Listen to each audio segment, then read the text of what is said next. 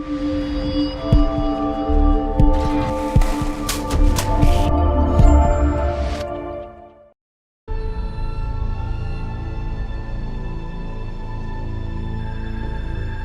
survivors.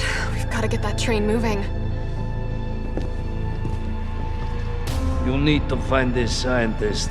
His vaccine research could save us all. I'm in.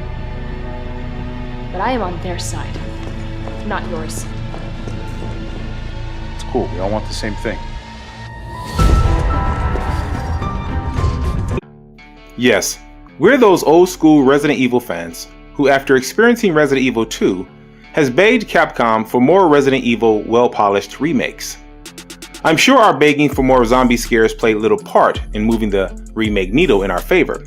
Nevertheless, here we are. Resident Evil 3 Remake is here. And after more than 7 hours reliving the game's reminiscent excitement of being savagely stalked by the nemesis, we are convinced Capcom should continue taking our advice of pushing out more Resident Evil remakes.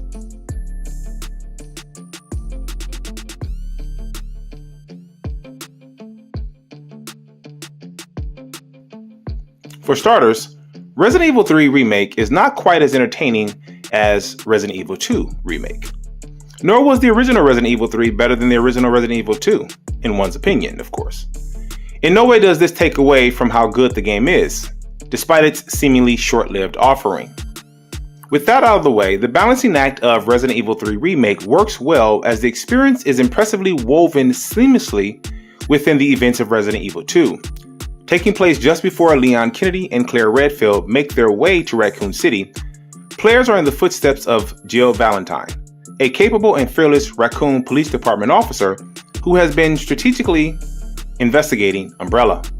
Due to these circumstances, Umbrella unleashes an unstoppable juggernaut bioweapon of sorts, and off we go.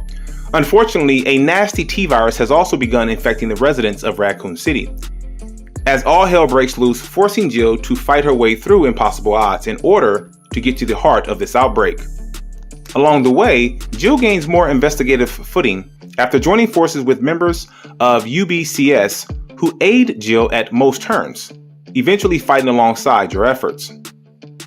For you experienced Resident Evil fans who remember playing the original Resident Evil 3, this remake does a fantastic job rekindling those moments. Yet this is not a simple do-over of sorts.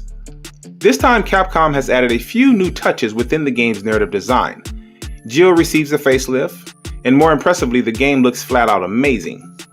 For whatever reason, certain sequences of the original game have been replaced or completely removed, making the game in certain spots feel more action-oriented. Again, not a completely bad thing, yet some original ingredients are sorely missed. Utilizing the same Resident Evil engine used for Resident Evil 2 Remake, the actual gameplay visuals holds extremely well next to the game's gorgeous cinematic cutscenes. In addition, the game ran quite well throughout. There was never any occasions where I noticed texture pop-ins or any frame rate lags while playing the game on the PlayStation 4 Pro. Throughout the ride, it was butter smooth. Unlike Resident Evil 2, which maintained challenging brain-teaser puzzle designs, Resident Evil 3 Remake almost completely leaves that behind. For our taste, though we enjoyed what is on tap, this lack is quite noticeable, especially if you remember many of the original game's offerings. This of course does take away from the game's full playtime, which can leave much to be desired. Is this a bad thing?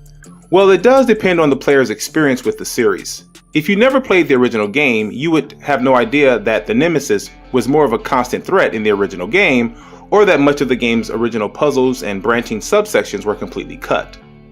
Even still, what is on tap almost makes up for it. Resident Evil 3 Remake takes advantage of zombie encounter moments as the undead will try to crowd your space as much as possible. While Resident Evil 3 Remake is far from being a scarefest, zombies, if too close for comfort, will enlarge your screen while tearing flesh from your neck. Even the crawling zombies can make matters worse if they can latch onto your legs for some good eating. Thankfully, Capcom has added evasive maneuverability, allowing Jill to evade and or roll out of harm's way. This maneuver is a timed action that after a few tries makes encounters much easier. This also works while playing as UBCS mercenary Carlos Oliveira. Only with Carlos, he can also execute a devastating punch, sending most zombies flying. However, do not try this with the Nemesis, just run. However, Nemesis, on the other hand, is a completely different adversary altogether. Powerful, agile, quick, and super aggressive. Nothing can stand in his way. And throughout the experience, he is making his destructive presence quite known. At the game's conclusion is where the nostalgia of the original game, or lack thereof, was hugely noticed, as the replayability factor was quite glaring. Please don't get me wrong, I had a blast playing through this remake, yet once I finished, it was less than memorable than the original, unlike Resident Evil 2 Remake, which I have played several times over.